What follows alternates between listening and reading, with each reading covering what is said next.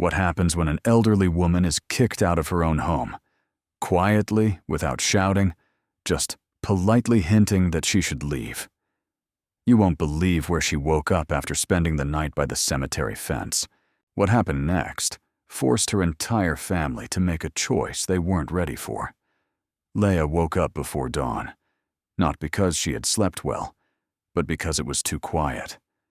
When there are many people in the house, silence is not rest. It is a warning.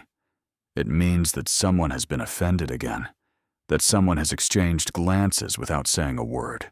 She sat on the edge of the narrow couch, adjusted her sweater with its stretched sleeves, and, barefoot so as not to make any noise, went to the kitchen.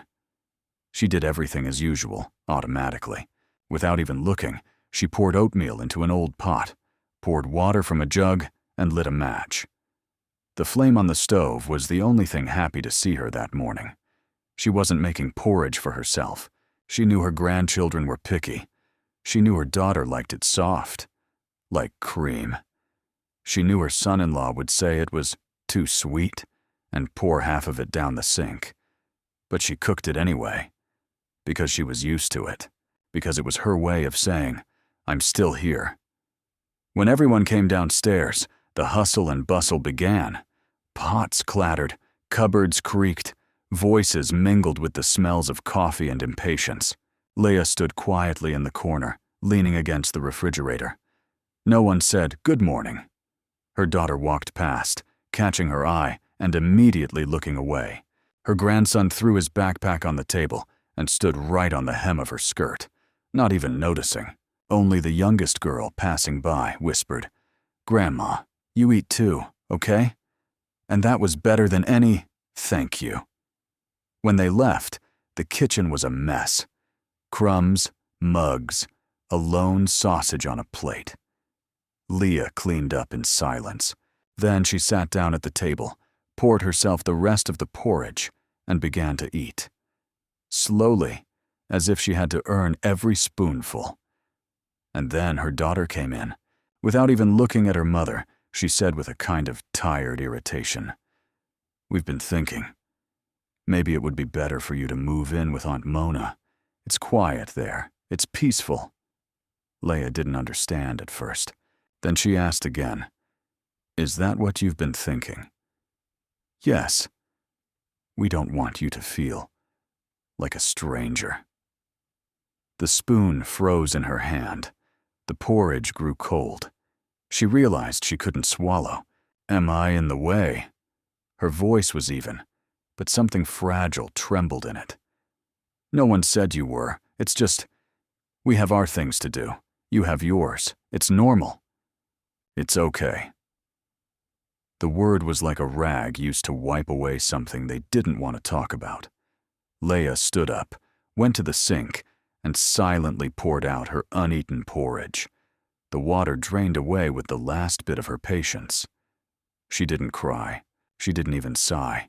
She just went to her room and started packing her things. Slowly, without fuss, as if it weren't banishment, but just another day. Dishes clattered in the kitchen.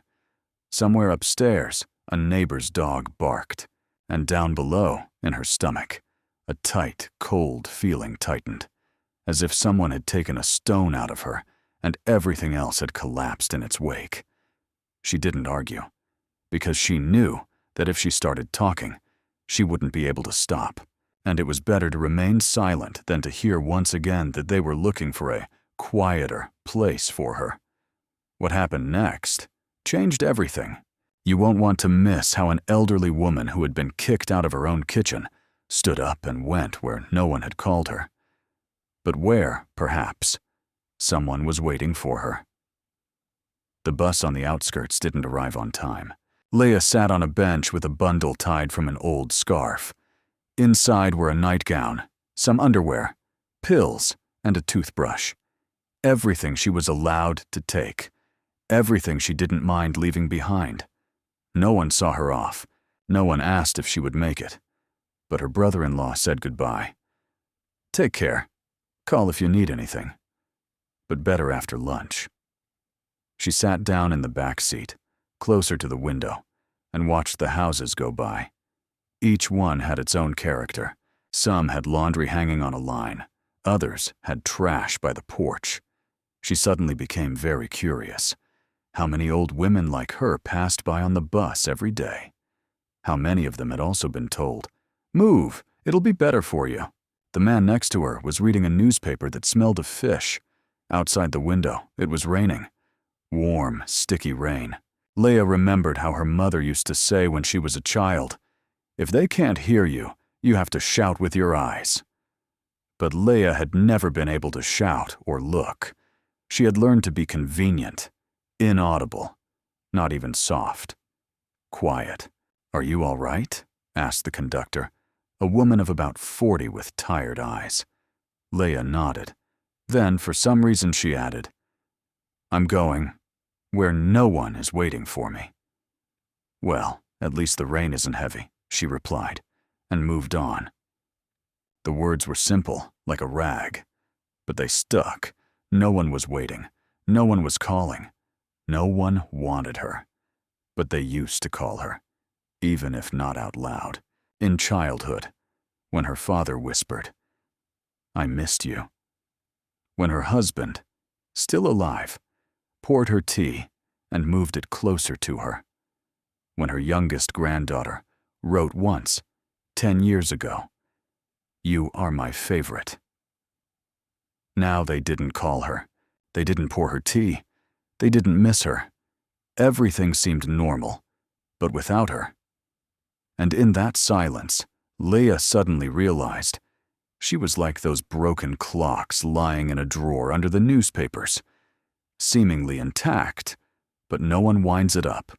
She buried her forehead in the steamy glass and closed her eyes, a phrase that her sister, who had also been rejected by her children many years ago, had casually mentioned came to mind. If you put up with everything, they will wear you down. At the time, Leah had laughed, but now she couldn't, because it was too true. She wasn't beaten. She wasn't called names. They just stopped noticing her, and that hurt even more. We had reached a breaking point. What happened next would turn everything upside down. Don't go, because when your grandmother has nowhere to sleep and doesn't know where to go, something unexpected can happen. Mona's house stood a little apart from the others, as if someone had deliberately moved it out of the way so it wouldn't bother anyone. When Leah approached the gate, it was so rusty that it creaked like an old man waking up from a long coma. The yard was empty. The grass had grown into the path, and the door didn't open right away. Mona looked out from behind the curtain, hesitating for a long time, as if deciding whether to open the door or pretend she wasn't there. "I'll come in if I'm not disturbing you," Leah said, as if she were at the pharmacy. "Well, if you're standing there with your bundle, come in. I haven't tidied up," muttered her sister, and that was the warmest she could muster. The house smelled of old age, sauerkraut, and lonely evenings. Leah entered and placed the bundle at the threshold. Mona, limping slightly, returned to the kitchen. She didn't offer anything. No tea, no chair. She just sat down and lit a cigarette. Leah sat down silently opposite her on a stool with a broken crossbar. "So, your daughter, is that it? Did she kick you out?" Mona asked without looking up. "She didn't kick me out. She moved out," Leah corrected her. "Uh-huh, and I'm supposed to be your shelter. A disabled woman in flowery pajamas. Where am I supposed to put all of you?" Leah wasn't offended. She knew that Mona had had a sharp tongue since her youth, like a dish brush. But she wasn't mean. She was just defensive. Once Mona said, "Better to speak harshly than to remain silent in the hospital." And she had been speaking ever since. "I'm not staying long," Leah replied calmly. That "not long" hung between them like laundry forgotten on the line, and it hung there all day. By evening, they had softened a little. Mona took out some herring, an old frying pan, and fried some potatoes. They ate in silence, but not hostile. Just ate. The next day, Leah woke up in a narrow room where her nephew had lived before, who had left long ago without a return address. The bed was hard, the blanket was stained with age, and a broken TV remote control lay under the pillow. She got up, went to the kitchen, put the kettle on again, and took out the bread again. Habit is a terrible thing. Even when you're in a strange house, your hands remember what to do. Only now everything was painful. Her joints ached, her lower back ached. Age was creeping up slowly but surely. Like the taxman, it always catches up with you. "I'll manage," said Mona, seeing Leah cutting the bread. "It's not hard for me." It wasn't an argument. It was an admission. Leah simply couldn't sit around doing nothing. When your hands are free, your mind wanders to things you'd rather not think about. "Did they call?" Mona asked later, pouring soup. Number maybe they think I'm upset. Or maybe they don't. That happens too. A week passed, then another. Leah tried not to get in the way. She left early, walked along the forest, brought back firewood, washed the floors. Sometimes she told Mona old stories about school, about her husband, about her first job. Mona listened sparingly, but didn't chase her away. Sometimes she even laughed, especially when Leah recalled how she once accidentally poured soup into her brother-in-law's boot. But at night, when Mona fell asleep, Leah sat by the window. Not because she missed home, but because she didn't know who she was now. Not a mother, not a grandmother, not a housekeeper, not a wife, just a person who would be better off with Aunt Mona. One evening, Mona, staring at the TV, muttered, "You've always been too quiet," as if you were afraid of the sound of your own voice. That's why they trampled on you. It's convenient when people don't squeak. Leah didn't answer. She just got up slowly and went to her room. She closed the door, sat down on the bed, and stared at the dark ceiling. And she thought, what if she really had always been convenient? Not out of weakness, but out of fear of losing what kept her afloat, even if it was rusty and cruel. The morning began as usual. The door creaked. Mona grumbled from under the blanket that the tea has gone cold while you were getting up, and wrapped herself up again like a caterpillar. Leah threw on an old cardigan, grabbed a basket, and went to the shop. She needed to get bread, onions, and something for tea. The day was cloudy but warm. There was a damp heaviness in the air that made her skin stick and her head foggy. It wasn't far to go. Across the clearing, past the abandoned barn, then along the cemetery fence. She stopped at that very fence. She stood there, pressing her hand against the metal fence. It was warm, as if someone were breathing inside. Under her feet was dust and withered grass. On one side was the place where people were buried. On the other was the place where people were forgotten. And between them was her. Something squeezed her chest, but it wasn't fear. It was recognition. She remembered how, as a girl, she used to hide here from her mother when she was yelling again. How she would sit on a rock and draw in the dust with a stick until it got dark. Back then, this corner seemed like a quiet refuge. Now it seemed strangely familiar. Leah sat down by the fence, just for a minute, a bundle under her head, dust under her back. In her head, the same old silence that couldn't be drowned out by porridge, cleaning, or Mona's stories. She sat there as if she had missed a bus that would never come, and she dozed off. A voice woke her up, unfamiliar, rough. "Hey, lady, are you planning to spend the night here?" Leah looked up. Standing in front of her was a man in a jacket with short hair and a bag of groceries in his hand. He looked puzzled, but not hostile. "I just sat down to get some air," she muttered, getting up. He looked at her intently. Then, unexpectedly gently, he added, "Do you live far away?"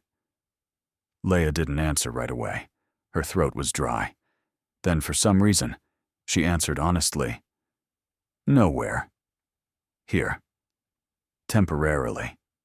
The man nodded, and then he said something she didn't expect at all. "Come on. I have a spare room. It's not a hotel, of course, but it's not a cemetery either." Leah froze. "I'm not asking you to," he added. "It's just, you're completely invisible here. It's as if you're transparent." That hurt. Transparent. Yes. That was exactly how she had felt for the past few months. She could be walked past, unnoticed, unheard. But this man had suddenly seen her. Not as a pensioner with a basket, as a human being. She followed him. Not out of trust, out of exhaustion. That moment was a turning point. The house was modest, but clean. The man said his name was Thomas. His wife had died long ago. His son worked in the north, and he sometimes helped out at the market. He showed her a room with a bed and an old wardrobe. "You can stay the night if you want. You can leave in the morning." "I'm not asking you to. It's just, sometimes a person needs to sleep in a bed before deciding where to go." Leah sat down on the edge of the bed. The mattress creaked. Under her hands was a real blanket. She ran her hand over the fabric, and for the first time in a long time, felt something like warmth. Not physical, internal, ghostly, as if someone had finally said, "You still exist." The night passed in a strange half-sleep. Leah lay on her back, staring at the ceiling with its thin cracks, and thought, what if this is a trap? What if this Thomas is one of those who will later say, "You owe me"? What if he has his own intentions? But then she dismissed the thought. If it's a trap, at least it's one with a pillow. She fell asleep towards morning. She woke up to the smell of toast and tea. In the kitchen, the dishes clattered like they did in her mother's house when she was a child. Quickly, sharply, as if reproachfully. She got up, pulled on her jacket, went to the door, and opened it slightly. Thomas was standing at the stove, setting out mugs. Her spoon was in one of them. He hadn't even asked if she was staying. He had simply made enough for two. Leah entered quietly. He turned and nodded. "Good morning." "Did I make a noise?" "No," she replied, sitting down. "I'm just not used to it." "What are you not used to?" She didn't know what to say at first. Then she shrugged. "To someone making me tea." They ate in silence. Then he asked unobtrusively, "You didn't have to come with me?" "Why did you come?" Leah hesitated. Should she answer honestly? Or, as usual, just because? But suddenly the words came out. "Because if I had spent another night at Mona's, I would have disappeared. Not died. Disappeared. Become a wall. A chair. Food in the refrigerator. Anything but a human being." Thomas nodded, as if he understood. He didn't ask for details. He watched her drink her tea and said nothing. In the afternoon, Leah went outside and sat down on the porch. Beneath her feet was dusty earth and a flower bed with wilted flowers. She held her basket in her hands and rummaged through its contents. Not a single photograph, not a single note. Only pills, thread, an old comb. All that was left of her life. She thought, go back, where? To Mona? To her daughter? Or stay? But how could she stay in a stranger's house, not knowing who he was or what he was? "Nothing," she said. "Just rest," he said later when she tried to wash the floor. "It's as if you're always asking for permission to exist." Those words hit her harder than any of her daughter's reproaches. Asking for permission to exist. Wasn't that what she had done? Her whole life. Neat, modest, silent. So as not to get in the way. So as not to be a burden. so as not to ask unnecessary questions. Even now, she sat in the corner of the kitchen like an uninvited guest who would be tolerated. And suddenly, a thought. Shameful. Stupid.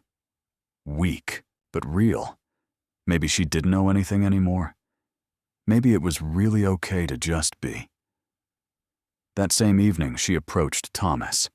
She stood in the doorway like a schoolgirl. "Tell me, do you really want nothing in return?" He smiled. "If you want, you can water the garden. But if you don't want to, you don't have to.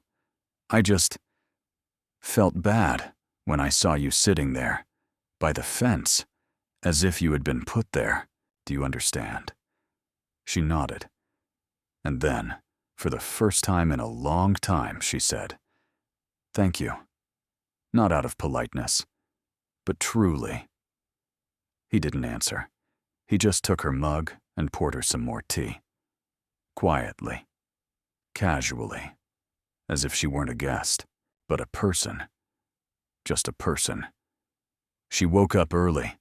The room was cool, and the smell of fried eggs and warm bread wafted in from under the door. But Leah lay still, not moving. She stared at the ceiling, and something inside her clicked. Quietly. Firmly. As if the wooden floorboards inside her soul had begun to part, letting air in. The decision wasn't made in a second. It had been building with every cup of tea, with every gesture that showed she wasn't being rushed. And now it was out. She would not leave. She wouldn't go back to Mona, where every word was like a stab. She wouldn't go to her daughter, where porridge was a duty, not a kindness. She would stay here, in a house where no one demanded an explanation, where she could just be, even if she was old, even if she was awkward, even if she was useless, but she would be. Thomas wasn't surprised when she quietly said at breakfast, "If it's okay, I'll stay for a while." He just nodded. He put a plate of omelet in front of her and added, "As much as you want." And in that, as much as you want, there was more warmth than in all the birthdays she had celebrated with, "Come on, here's to your health." It was a sunny day. Leah washed the windows. Not because she had to, but because she wanted to. She pressed her palms against the glass, rubbed, wiped, and the glass became as transparent as she once was. Now she wanted to be visible, just a little, just for someone. Then she went to the garden. There were overgrown flower beds, weeds up to her knees, but among them grew a single stubborn pink flower. She crouched down next to it, pulled out the weeds, removed a stone, and smoothed the soil. "You're alive, aren't you?" "That means I can too," she muttered, not expecting an answer. Towards evening, Thomas came out of the shed with a bag. He smiled. "I think you and I make a good team. You wash, I dig. A little more, and we'll turn this place into a museum of life after." Leah smiled. "Just no tour guides." He nodded. "Let them figure out for themselves how we survived." But in the evening, the phone rang. The landline. The old one that stood next to the TV, with a cracked case. Thomas picked up the receiver. He was silent for a moment. Then he called out, "Leah, it's for you." She approached slowly, her heart pounding in her throat. "Hello? Mom, where are you?" It was her daughter. Her voice was irritated and tired, as if Leah had left her alone in a house full of other people's problems. "I'm alive," Leah replied calmly. "At Aunt Mona's?" "No." "Where?" "At a man's place. Just a man." "Mom, what are you doing? You didn't even tell us. We were worried." Leah clenched the phone. "You remembered me. When I left." "Don't start. Things are complicated. We thought you were upset." "I'm not upset. I'm tired. tired of being in the background. Her daughter fell silent. Then she said, "You don't understand how hard it is." But Leah interrupted her. "I understand. But that doesn't mean I don't have the right to be here. Just to be. Not a servant. Not a shadow. Just myself." She hung up. Thomas was standing by the window. He didn't ask any questions. Leah approached him and said, "They don't understand, and maybe they never will." He shrugged. "The main thing is that you understand." She nodded, and suddenly she felt that for the first time in many years, she had chosen herself. Thomas didn't ask any questions. He wasn't interested in how many children Leah had, why she had come to the cemetery fence, or what her life had been like before. He just poured tea, brought a stool to be repaired, and silently placed a blanket on the chair if he knew it would be damp in the evening. At first, Leah was tense. In her world, every gesture meant something. Someone wanted something. Someone was preparing the ground for a request or a reproach. But not Thomas. He was like a stove, warm, but not demanding gratitude. She didn't know what his past was, but she could sense that he wasn't just living. He was surviving, in his own way. One late evening, they were sitting on the porch. Thomas was smoking, and Leah was sorting beans in a bowl. "This isn't the first time you've let someone stay with you, is it?" she asked quietly, almost furtively. He put out his cigarette. He was silent for a moment. Then he said briefly, "No. There was one woman. My sister. She came after the funeral. She thought she'd stay for a couple of days. She stayed for a year. Then she disappeared. She just left and never came back. I didn't even finish my tea. Are you upset?" He shrugged. I realized then that no one belongs to anyone, especially those who have been through a lot. We're all like cats with ruffled fur. We seem like pets, but we still hiss at our own shadows. Leah smiled. "So I hiss at myself." He nodded. "Me too. Only inside. Sometimes at night, when I wake up and think the kettle is whistling, but it's my heart." From that evening on, a new silence settled between them. Not the kind that makes walls, the kind you can rest in. Leah began to notice how he sighed when they didn't talk for a long time, how he adjusted her pillow when he thought she wasn't looking, how he left her the last cookie on her plate and hid behind the newspaper so he wouldn't hear her say, "Thank you." And she began to change, too, on her own, without effort. She began to speak a little louder. Instead of asking, "Can I help?" she asked, "What should I do?" She began to laugh, not out of politeness, but because it was genuinely funny. They started cooking together. Once, Thomas accidentally cut the tomatoes and spilled juice everywhere. Leah snorted. "You're just like my late husband. He also held a knife like it was a safety handle." Thomas smiled. "Are you comparing everything?" "No," she said. "It's just the first time since then that I can compare without pain." He didn't pursue the subject, but that evening he turned on an old tape recorder. And when the music started playing, Leah suddenly got up and slowly walked around the kitchen. Not to dance, but to move, to remember that her body was still alive. Thomas watched and didn't interfere. Then, late at night, she stood by the window. In her hands was a letter she had written to her granddaughter. She didn't know if she would send it, but for the first time in many years, it contained something important. "You know, I'm alive. Not just breathing. Really alive.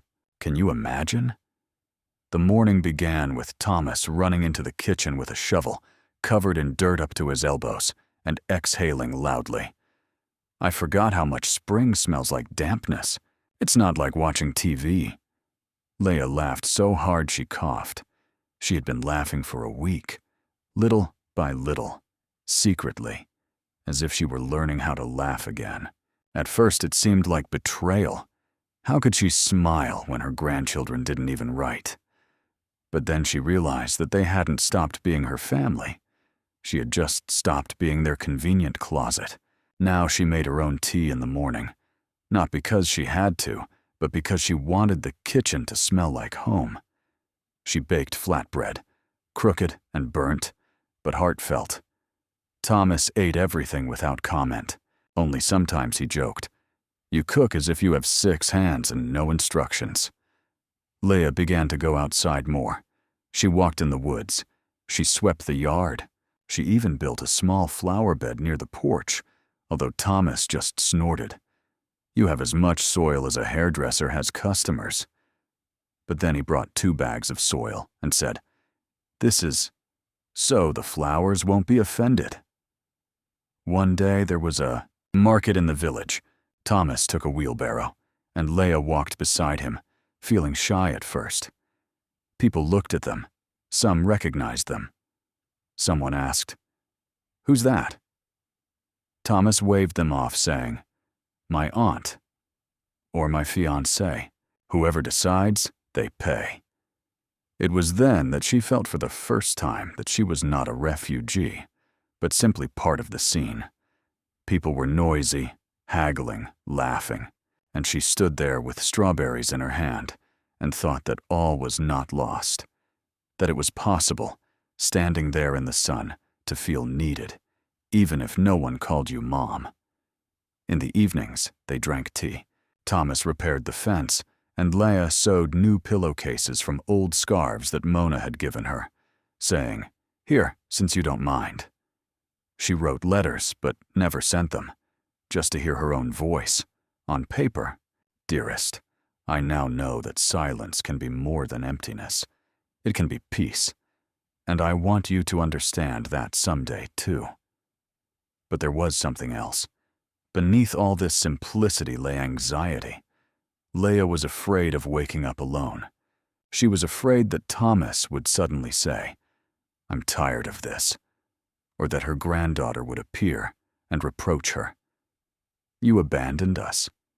Sometimes in her dreams, she heard her daughter say again, "You were too soft. That's why they pushed you." Out Thomas sensed her fear, but didn't press the issue.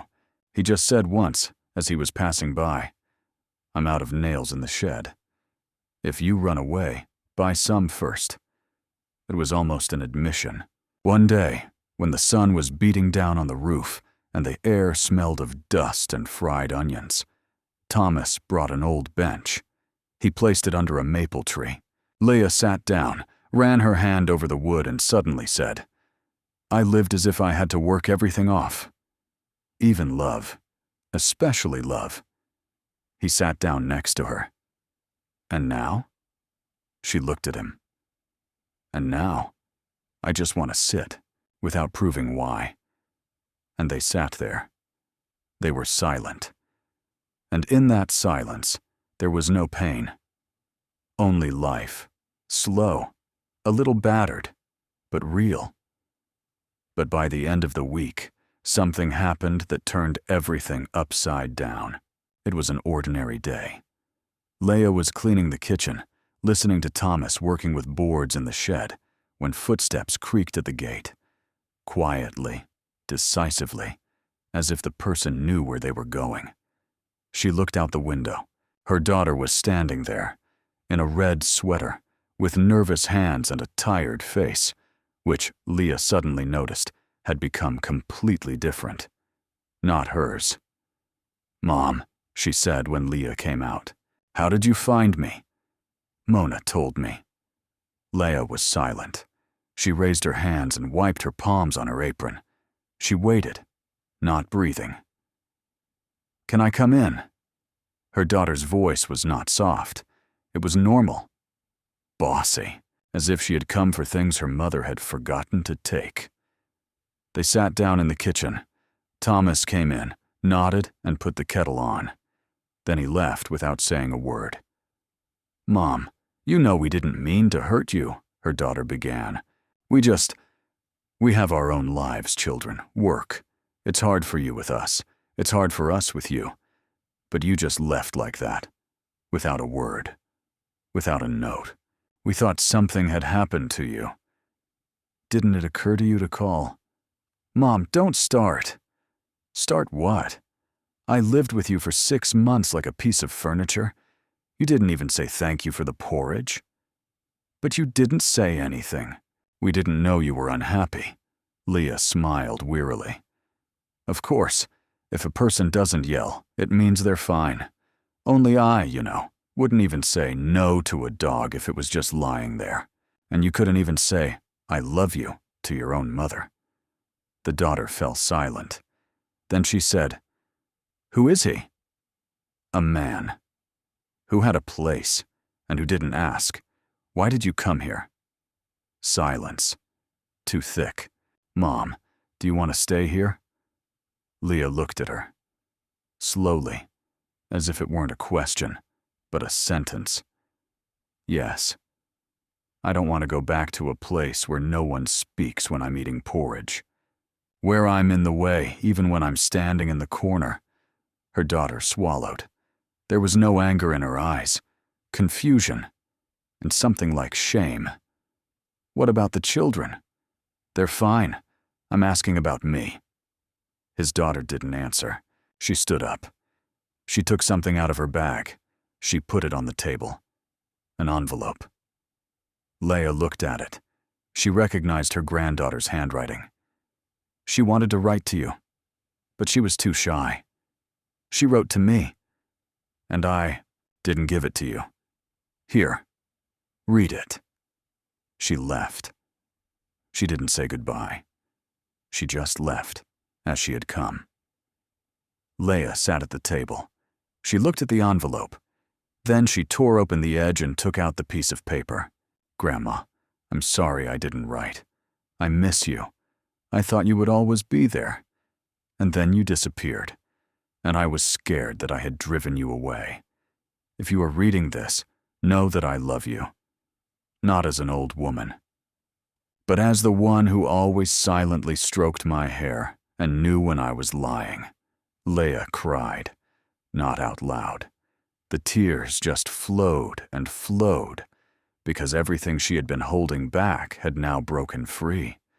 She was needed. She was remembered, by someone at least. But go back? Become invisible again?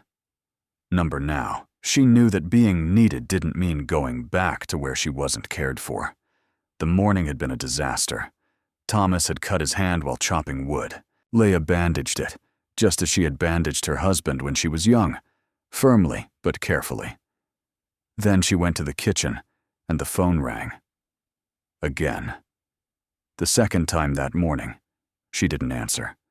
But on the third ring, she picked up. Mom, are you mad at us? The voice was familiar, her eldest granddaughter. No, sweetie, I'm just here. We're worried about you. We want you to be with us. Why did you run away?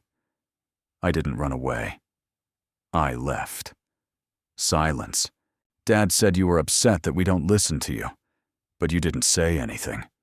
Because every time I started, someone got up, yawned, looked at their phone, or remembered that they had to go. And now they remembered.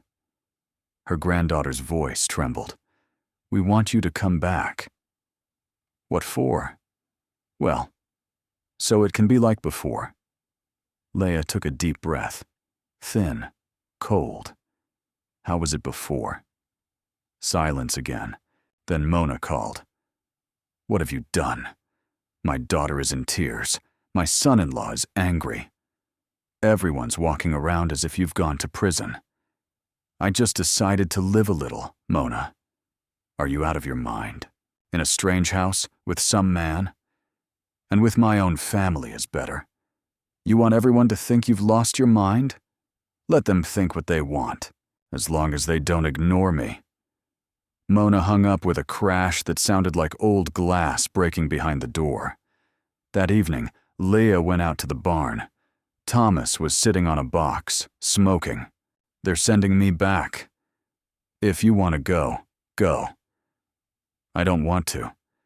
but inside it's like a noose tightening. You must. You have to. You're their mother. He didn't look at her. He just exhaled. If you're just their mother, then I can't hear you. But if you're a human being, then you have the right to remain silent. She nodded. She wanted to hug him, but she couldn't bring herself to do it. The next morning, her son-in-law arrived. He stood at the gate as if he had come to collect a debt. "Can we talk?" he said. "Speak," Leah replied, not letting him in. "We don't want a war. It's not right. Living like this, with a stranger. People are talking. The children are asking questions. Haven't you thought that the children should be told that their grandmother is not a piece of furniture? That she has the right to leave if she is not listened to?" He froze. Then he blurted out, "Things are not easy for us right now. We have loans. The children have exams. You were a help to us. Now you're a burden." "There, you've told the truth." He fell silent. "Don't you think you're being selfish?" Leah smiled. "Yes, for the first time in my life." And she slammed the gate shut. Slowly, without malice, just with finality. Inside, she sat down on a bench, quietly. She hugged her knees. Her hands were shaking, because it was all weighing on her. The words, the looks, the intonations. It was as if she was tearing her own skin apart to escape into another life. But now there was no going back. The house became especially quiet. Even a fly that had flown into the kitchen buzzed so loudly, it seemed to be asking, "Are you sure you didn't go too far?" Leah stood at the window, watching Thomas dig in the garden, and felt something crack. Not outside.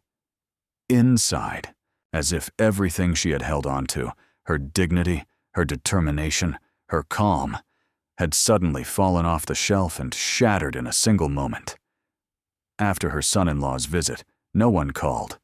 Not even her granddaughter. Not even Mona. No letters, no notes, no sign of life. It was as if they had all drawn a line. If she didn't want to be with them, she could live alone. "Your hands are shaking," Thomas said when she broke a cup. "It's just my hands. Don't worry." "I'm not worried. I'm here." Leah sat down on a chair. She was silent for a long time. Then she whispered, "They really think I'm a bad person. That I abandoned them. That I betrayed them. What do you think?" She looked up. "I don't know. Sometimes I think, yes, I betrayed them. But not them. Myself. When I've spent my whole life adapting, shrinking, enduring." He sat down next to her, without touching her, just being there. She felt his presence like an old shawl on her shoulders. It didn't warm her, but it kept her from freezing. The next morning, she found a folded letter on the windowsill. No signature. The handwriting was unfamiliar. Inside was a thin, stinging text. "You should be an example. Not a disgrace. Go back to your own kind. Don't disgrace your age." Leah read it 3 times. Her fingers clenched. She crumpled the piece of paper and threw it into the stove.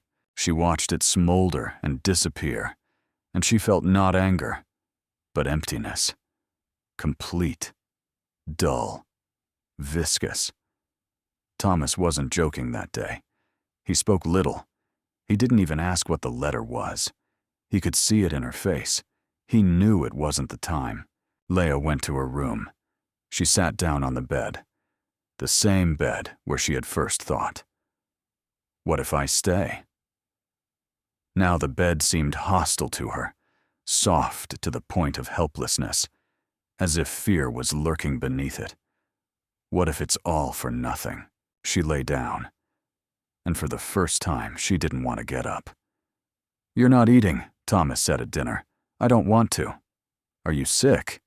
"I'm tired." Of what? Of the silence. Of the fact that I don't belong anywhere. There, I'm in the way. Here, I'm like a guest. And my whole life is a series of, I'm sorry. It's okay. And now I've said enough, and everyone has disappeared. Even my granddaughter. Even Mona. Even you. You haven't said a word all day. He paused. Then he got up. He came over and sat down opposite her. I'm here. It's just that I don't know how to do everything either. I'm afraid of hurting you, because you're already covered in scars. She looked him in the eyes, and suddenly she began to sob, at first quietly, then breaking down, like a little girl, like a woman, like a person who hurts when they are ignored. Nobody needs me, Thomas. Not even you. You're just kind. He slowly put his hand on her shoulder. You're wrong. I'm kind because you're here. That night, she didn't sleep. She stared at the ceiling, and for the first time, she didn't think about them, about her family, about her home, about her son-in-law, about her daughter. Number mama noba. She thought about herself, who she had become, and who she wanted to be. Morning came without color. The air in the room was like water in a bucket, heavy, sticky, motionless. Leah lay under the blanket and looked at her hands, dry, stained, with gnarled fingers. Hands that had fed, caressed, sewn, carried bags. She had always been proud of them. And now, they seemed foreign. Her mind was silent, but not peaceful. Heavy, as if someone were sitting on her chest, and now every breath was an effort. She got up. Slowly. She walked to the mirror in the hallway. Thin, narrow, in a wooden frame. She looked at herself. For the first time, she didn't see a grandmother, not a woman of a certain age. She saw herself, just a person. A gray sweater, sunken cheeks, a broken gaze. And then it hit her. She remembered her father, the day he said, "Don't cry. You're a girl, not a piece of glass." She was 10 years old then. Her mother had left home, slamming the door behind her, and she was left to cook dinner for her father, listen to his silence, and take on all the coldness that had previously been directed at his wife. She remembered sitting on the floor by the bed and dreaming of becoming invisible. And she did. For decades. She remembered holding her husband's hand in the hospital, how she said, "It's okay. We'll get through this." And he was silent, and he died in that silence, without even saying goodbye. And she didn't cry, because she thought, if I start, I won't be able to stop. She remembered standing at her granddaughter's graduation, in the back row, wearing a headscarf so as not to spoil the photo. And then she realized that she wasn't in the photo anyway. All her memories suddenly came together like stained glass, beautiful, but cracked. And in those cracks, she saw one thing she was afraid to admit. She had lived her whole life by other people's rules. She kept quiet so as not to get in the way. She gave up, so she wouldn't be rejected. She endured, so as not to be selfish. And all that was left was silence, emptiness, and the question, did I even exist? Tears rolled down her cheeks, quietly, without hysterics, without sobs. These were not tears of pain. These were tears of recognition. It was as if she had met herself for the first time. The one who had been hiding for decades. The one who wanted to live, to love, to speak, to breathe. Later, closer to evening, she went out onto the porch. Thomas was chopping wood. He heard footsteps and turned around. "Are you okay?" he asked, without putting down the axe. "Quiet," she replied. "But for the first time, I'm not afraid." He nodded. "Then come here. Help me choose which logs are for tomorrow and which are for later." She smiled. "I thought you could manage on your own." "I can. But I like it when someone is around. Just be there." And at that moment, she realized that she could be there too. Not as a servant, not as someone in need, but as a person. With her own past, with her pain, with her dignity. The next morning, she got up early.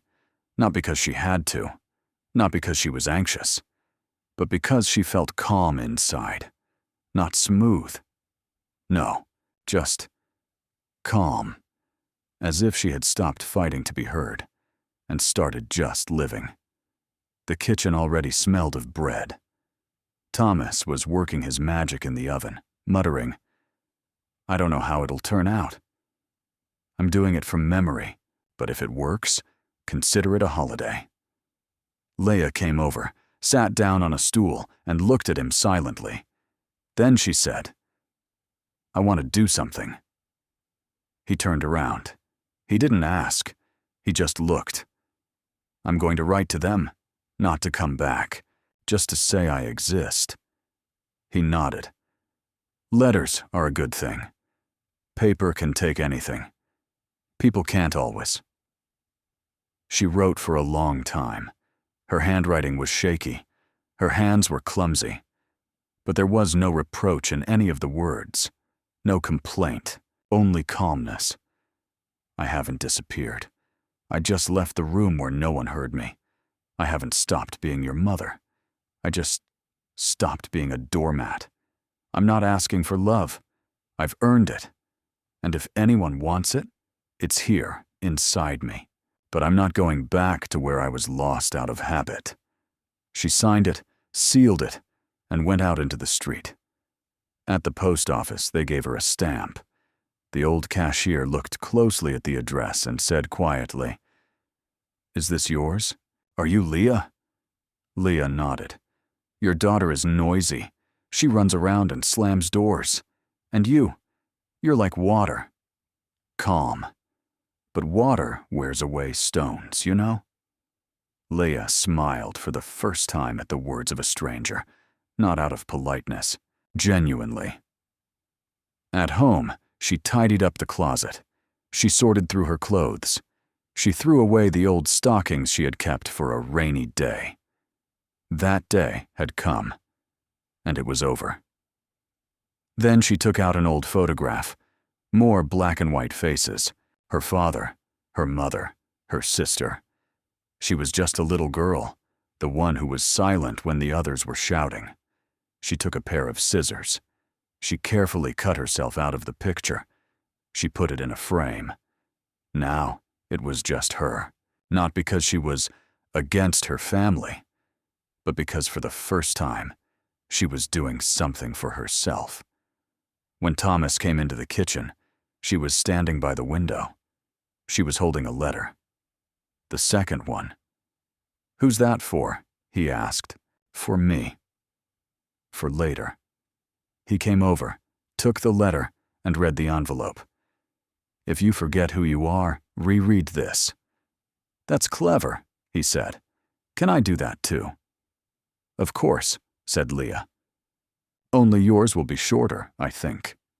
"Why?" "Because you already know who you are." I've only just started remembering.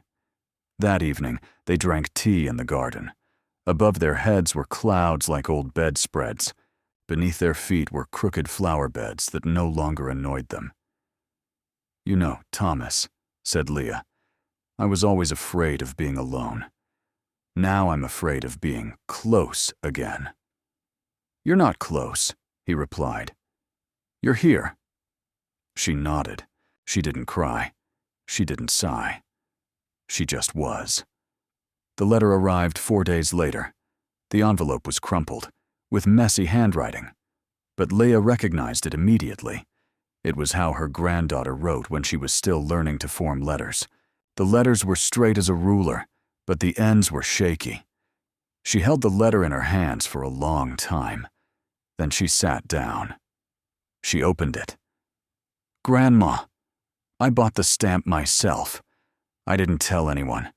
I just want you to know that I miss you. I realize now that you were always there. We just didn't notice you. I'm sorry for that. I don't know how to write grown-up letters, but if you want, I'll come. Just don't disappear, please, even if we were stupid."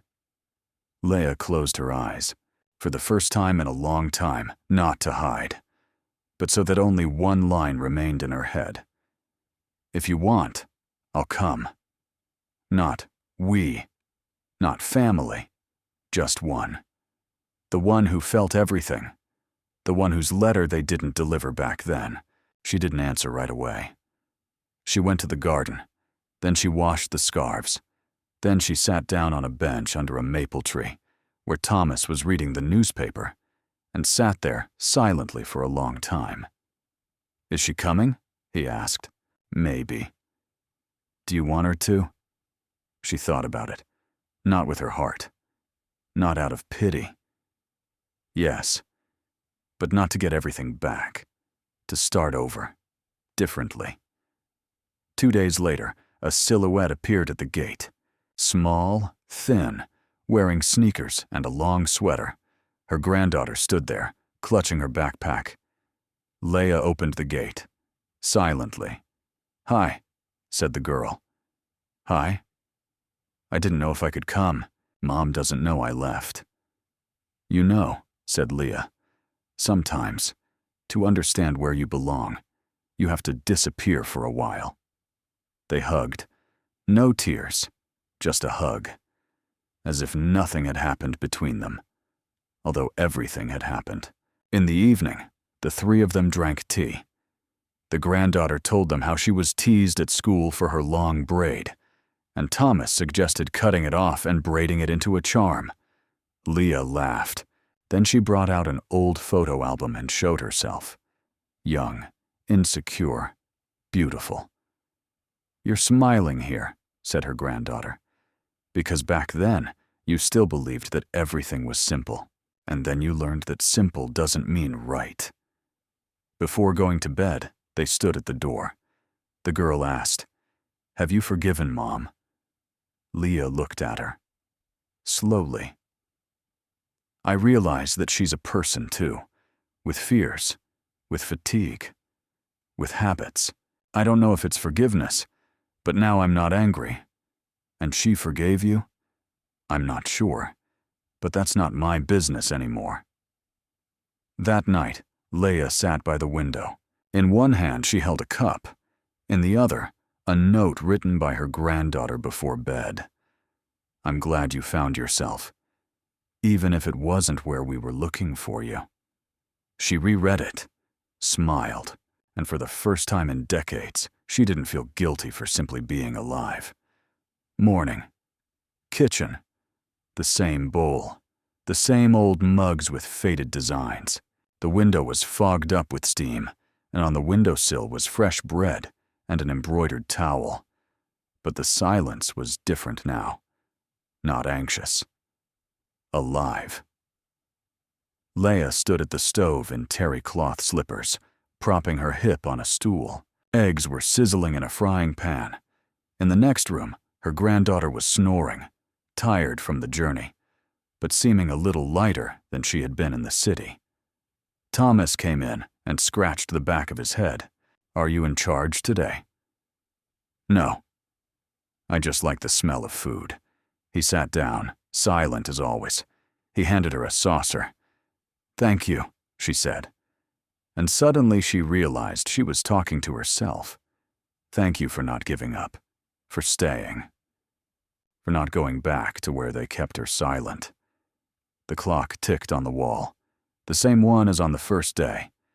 But now she could hear every tick, not as a reminder of old age, as a rhythm, her own rhythm. She sat down, not in the corner, but in the center of the table. She picked up a fork and smiled, without needing to, without for someone, just because she could. If you have ever felt that you were simply endured until the end, write the word "I know" in the comments. And if you believe that even after the deepest pain, it is possible to start over, right, for the first time.